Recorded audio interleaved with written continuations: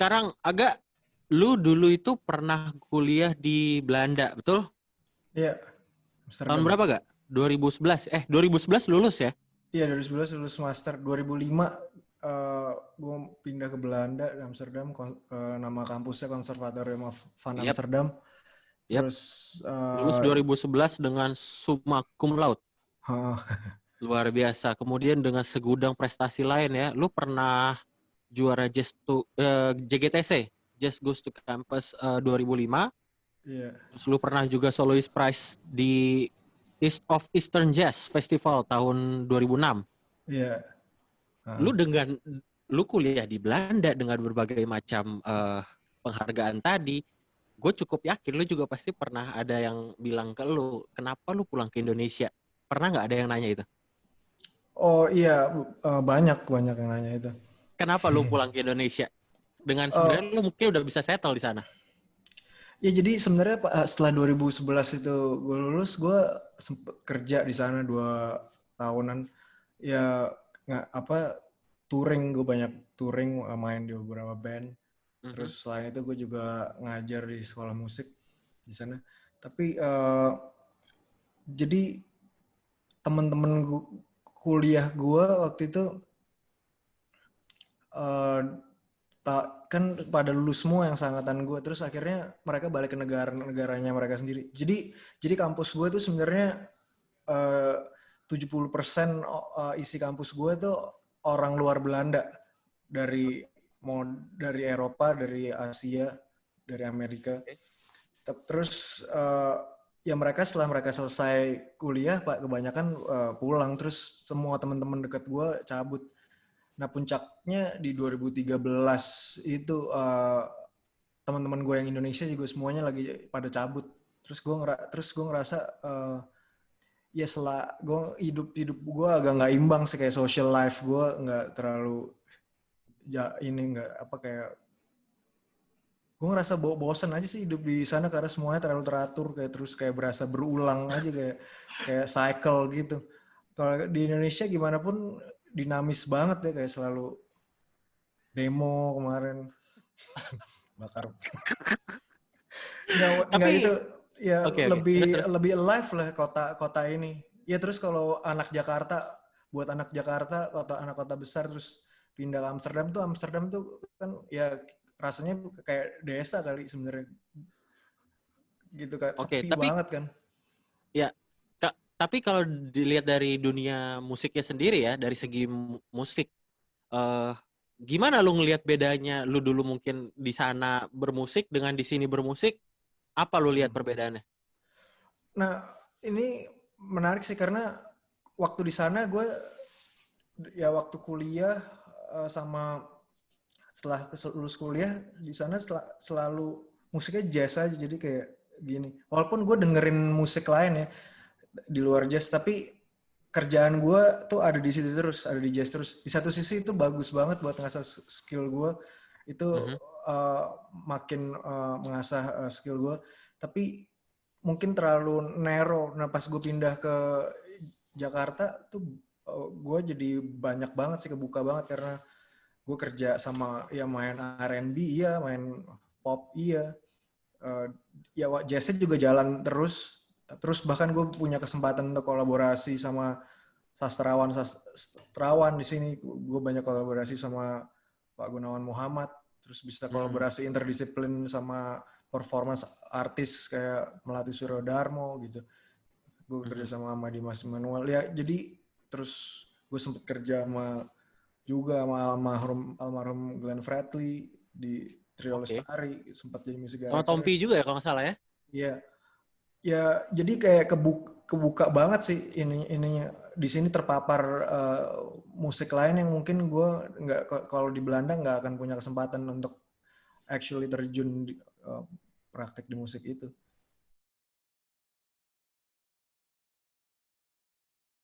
Di satu sisi Hmm. bagus sih, kayak gue enjoy banget kayak gitu.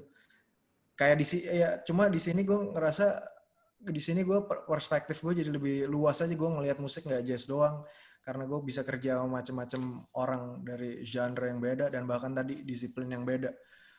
Terus itu dan ketika gue mesti balik lagi ke jazz lagi itu memperkaya ngasih sesuatu yang beda ke permainan jazz gue juga. Nah ini pertanyaan yang mungkin cukup penting nih ya. Banyak sekali gue dengar juga. Lu di sini merasa diapresiasi nggak? Gue merasa diapresiasi. Maksudnya gue ngerasa cukup beruntung banget karena jarang banget orang yang musiknya kayak gue, ya musik gue cukup segmented, agak susah didengar. Tapi somehow gue cukup jalan sih, cukup banyak main di macam-macam festival.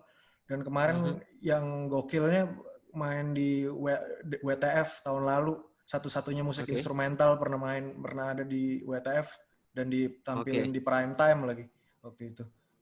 Sama Gesit ya? Gerald Situmorang dari Barasuara ya? Iya. Dan ya itu mungkin karena somehow jalannya terbentuk, jadi musik gue yang berat ini gue ketemu sama partner gue mungkin kayak Dira Sugandi atau sama Monita atau Gerald yang somehow kayak nyimbangin musik gue yang berat itu, jadi bisa didengerin sama orang yang lebih luas, sama publik yang lebih luas sebenarnya. Oke. Mike, kalau Michael sendiri, lu baru memulai kuliah tahun 2017 ya? 2017 ya. Oke. Kapan selesai kira-kira? Berapa lama sih kuliah di sana? Ya, gue bakal selesai 2 tahun dari summer tahun ini. Dari sekarang. Karena pas 2017 pertama kali berangkat, itu gue masuk nggak langsung ke sekolah musik. Jadi gue waktu itu ke community college dulu selama 1,5 tahun. Di situ tuh, jadi karena kan goal gue di sini di Amerika mau dapetin Bachelor in Performing Guitar. Nah, untuk dapetin gelar itu, di Amerika tuh required namanya kayak semacam general education gitu bro. Jadi, lu mesti ngambil kelas matematika tetap, bahasa Inggris, fisika gitu-gitu. Tapi yang kayak sebagai ya general education aja lah. And then, gue selesai di situ, 2018 pertengahan gue pindah ke LA, ke sekolah musik. Nah, tapi pas pertama kali sekolah musik, gue juga nggak langsung ke program sarjana. Gue masuk ke programnya associate dulu. Kenapa? Karena gue nggak ada background musik sama sekali yang akademis. Jadi kayak baca not balok, bedanya flat sama sharp aja dulu gue masih belum tahu pas masuk sekolah musik gitu. Jadi kayak bener-bener gue pengen mulai semuanya teknik, baca semuanya teori, mulai dari level 1. Yang dimana itu bisa masuk yang bisa dari associate. Kalau dari bachelor langsung, gue harus mulai semua level 3. Jadi gue nggak bisa masuk bachelor. Jadi gue pengen kuatin dasar dulu. Ya, jadi gue baru setelah itu berapa lama ya? Kurang lebih kayak 3 quarter apa. Pokoknya setahun, and then baru pindah ke program sarjananya 2019 pas summer. Dan program baru tahun lalu ya? Baru tahun lalu ya.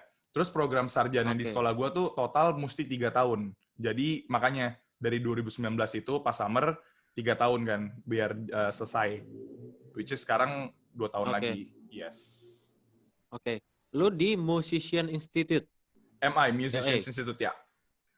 Oke. Kalau nggak salah, Marco juga dari situ ya? Marco Barasuara ya? Marco Barasuara, iya. Enrico juga. Dulu tuh si siapa, kalau pernah denger Gilang Ramadan, itu kalau nggak salah dia orang Indonesia pertama. Iya, orang Indonesia pertama yang ke MI, Musicians Institute. Iya. Terus juga banyak alumni-alumni yang keren-keren juga sih, kayak gitarisnya Mr. Big tuh Paul Gilbert juga dari Musicians Institute. And then gitarisnya kalau yang suka metal tuh Avenged Sevenfold tuh. Ya, gitarisnya tuh si Sinister Beats juga dari situ. Iya. Terus banyak juga sih jebolan-jebolan MI yang sekarang jadi gitarisnya Tori Kelly lah, si Matius Asato ada dia tuh kayak semacam gitaris Instagram gitu. Dia kayak udah kayak dia tuh bikin kayak semacam style sendiri di main gitar. Itu jebolan Musicians itu tuh sekarang jadi gitarisnya Tori Kelly, gitarisnya si Jessie J, pokoknya sekolah bagus. Nah, ini yang mau gue tanyakan juga nih. Satu hal yang gue perhatikan berbeda sekali ya sama di sini ya. Baik itu di Belanda, di US, dulu juga gue kuliah di Australia, tentang ngamen alias busking. Gimana kalau kalian di sana? Di sini ya bukan bermaksud menjelekan ya, tapi kan kita tahu di sini ngamen itu punya citra yang kurang positif. Sementara kalau di sana gimana kalau dari kacamata kalian? Pernah nggak atau kalian ngamen ini Kalau di sana? dari gue dulu ya, dari pengalaman Mhm, gue sih, gue cukup beruntung waktu itu pernah, sebelumnya kan kuliah di SF nih, gue sebelum di LA. mhm, Terus waktu itu juga mhm, iseng tuh ada kesempatan busking juga di bener-bener pusat kotanya di depan kayak lumayan tempat belanja yang rame banget. Nah terus di situ juga waktu itu apa ya, mungkin dari segi perizinan apa segala macam juga mungkin nggak terlalu masalah. Jadi emang bener-bener luas banget sih. Dan orang-orangnya juga di sana tuh bener-bener apa ya, apa sih, bener-bener ngasih apresiasi banget, kayak sesimpel lagi jalan kayak ngelihat kayak joget-joget gitu segala macam kan udah bikin yang ngamen kayak ya seneng ya gitu kan, good, maksudnya ya maksudnya lu berarti orang actually dengerin lu gitu. Jadi ya ya. ya jadi menurut Sampai gua orang tuh bisa gerombol gitu ya ngeliatin ya. iya Kalau lu bener. bagus. Iya. Jadi makanya nggak jarang mungkin di kota-kota gede busking tuh bisa jadi sebagai sumber pendapatan primary mereka. Atau Saking malah apa? menjadi tangga untuk ke jenjang yang lebih baik malah. Yes, ya, nggak menutup kemungkinan juga dari situ kan. Cuman, ya, tapi kan di sini masalah ngamen atau busking itu bener-bener mungkin nggak sama pandangannya kayak di Indo ya. Di sini kayak lebih, mungkin kita bisa bilang lebih kasarnya lebih elit lah Mhm. kalau di sini. Eh, kalau lu sendiri sebenarnya lu mendefinisikan genre lu tuh apa sih? Pop Waduh, kah? Metal kah? Lu ya, dari tadi. iya. Agak susah sih, maksudnya pertama kali main gitar juga gue main sebenarnya gue am rock guy gitu loh. Jadi pas pertama Mhm. kali main gitar tuh mainnya yang pokoknya band-band defaultnya gitaris Indo lah, yang kayak apa Avenged Sevenfold lah, situ apa yang Guns N' Roses gitu-gitu, pokoknya yang klasik rock.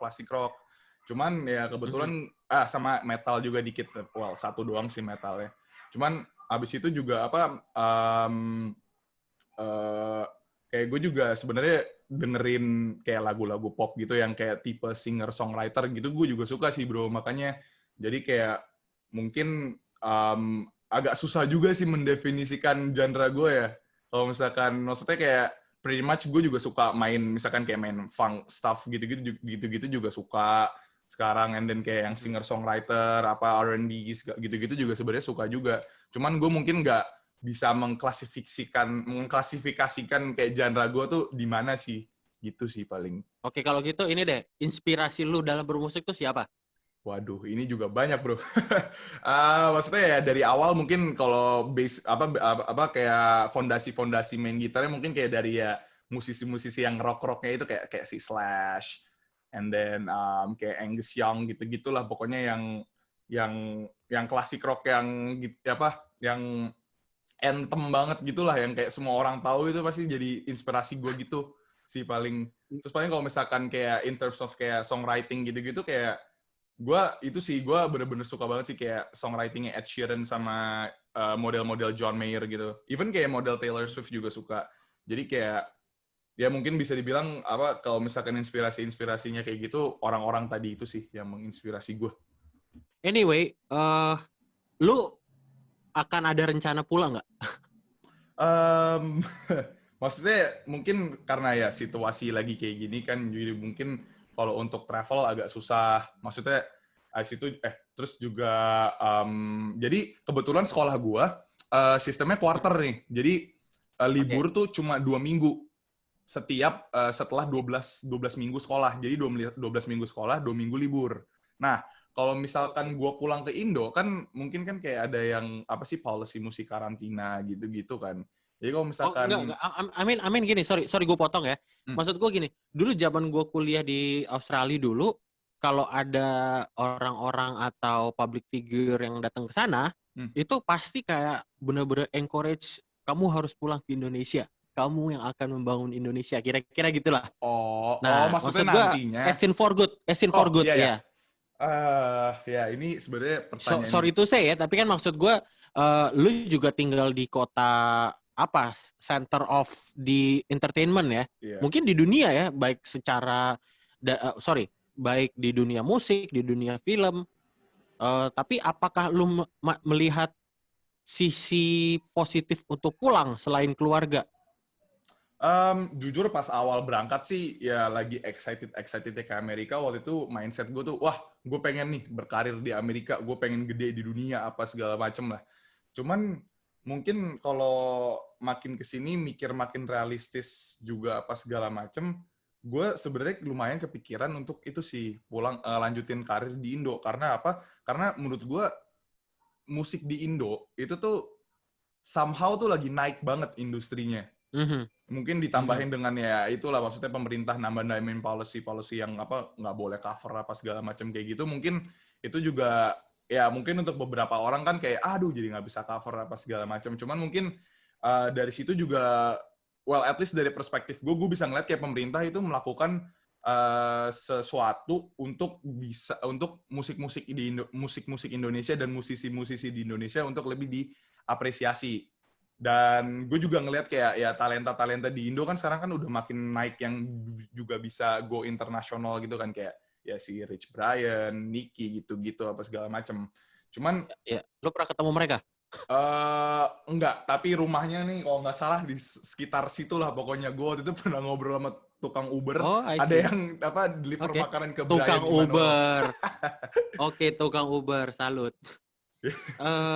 By the way, kenapa gue tanya tadi ya, gue pengen tahu aja ya, bukan bermaksud mendorong lu, memaksa lu untuk pulang atau justru bukan menghalangi, maksudnya ngapain sih pulang, gue bukan maksud kayak gitu, gue pengen tahu aja perspektif student yang kuliah di luar negeri itu kayak gimana sih. By the way, since Michael juga tadi udah menyebutkan ya, menurut kalian nih, Aga dan El Mike, kalian gimana menanggapi policy-policy yang sekarang dianggap ya mungkin agak-agak unik ya, dari policy nggak boleh cover, terus kemudian ada juga yang tentang live Instagram, live YouTube. Menurut kalian gimana nih sebagai pekerja seni melihat policy-policy yang kayak gitu? Iya menurut gue hak cipta tuh penting banget sih ditegakin, karena di sini mungkin loose banget kalau gue karena gue ngelihat pengalaman gue di waktu tinggal di Belanda sama setiap kali gue main di festival itu, kita bahkan karena sistem hukumnya udah jelas banget, tertata rapi. Jadi bahkan kalau kita bawain lagu kita sendiri, itu kita juga mesti ngisi form setiap kali kita perform di manapun, mau di festival di mana, kita isi form lagu apa aja yang kita perform. Ntar penciptanya ya akan kebagian ininya haknya mereka. Jadi bahkan kalau kita pun perform lagu kita sendiri, kita juga dapat bagian dari situ. Jadi di satu sisi lu cukup setuju berarti terhadap cover lagu itu, policy cover lagu? Iya, pasti setuju banget kan, maksudnya kita gunain karya orang lain kan. Berarti mungkin gini ya, cover lagu yang bisa menghasilkan uang untuk pribadinya itu kali ya? Iya. Lebih tepatnya ya? Iya. Apalagi kan kalau yang ditaruh di YouTube. Apalagi kalau ditaruh di YouTube, ya bisa dipasang berulang-ulang. Ya. Kalau yang soal tadi tuh, live, apalagi sekarang lagi pandemi, lu kan pasti sebagai musisi, sebagai pekerja seni, ya mau nggak mau kalau mau ada show, ya online kan? Sementara sekarang policy live music ini di platform digital sedang dipermasalahkan. Gimana menurut lo? Iya sebenarnya gue mungkin nggak bisa komen terlalu banyak karena gue juga nggak terlalu tahu banget detailnya peraturannya gimana. Cuma ya mungkin di satu sisi gue yang tadi gue bilang, gue setuju kayak ya karena kita gunain lagu orang lain kalau kita cover. Ketika kita live Instagram atau YouTube, ke Facebook, ya kita mesti mesti kasih haknya orang yang lagunya kita bawain. Tapi di satu sisi ya mungkin perlu diatur ya, karena kan kalau misalnya let's say ada kayak satu amount yang fix yang harus dibayar, kan bayangin kalau mungkin misalnya ada musisi-musisi yang ya memang hidupnya dari cover dan mungkin penghasilannya nggak terlalu tinggi, terus akhirnya dia nggak bisa cari duit, itu kan juga sesuatu yang mesti dipikirin. Mungkin nggak mesti kayak fixed rate, mesti dipikirin lagi regulasi yang adil juga. Jadi karena kan mereka mungkin nggak making as much money as kayak ya orang yang lain gitu.